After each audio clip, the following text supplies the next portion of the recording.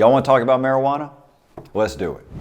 So we're running a 100-county campaign for U.S. Senate in North Carolina, and this is an issue that's coming up everywhere. People see the direction that Virginia has gone.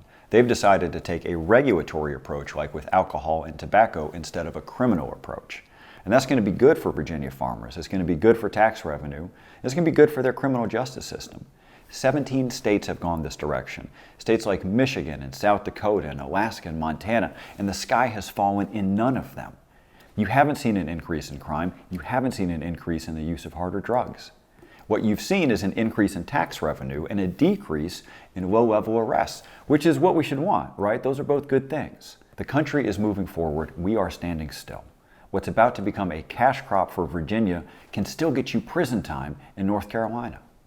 I was a prosecutor, and I'll tell you, the vast majority of arrests for marijuana in our state are for possessing a very small amount, less than half an ounce. That's the weight of 6 pennies.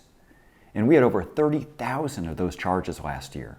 Those are people who were pulled out of their lives and processed through the criminal justice system, at which point most of those charges just get dismissed anyway.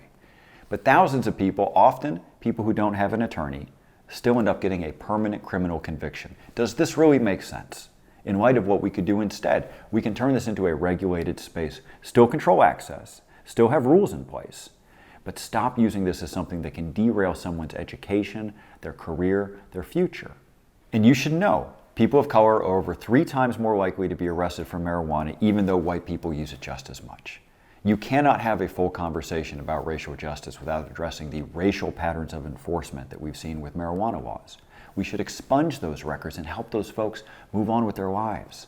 At the federal level, that means descheduling cannabis, so it's no longer classified as a Schedule I controlled substance, which would then let states like ours switch from criminalization to regulation. Folks, it's time to end the prohibition of cannabis.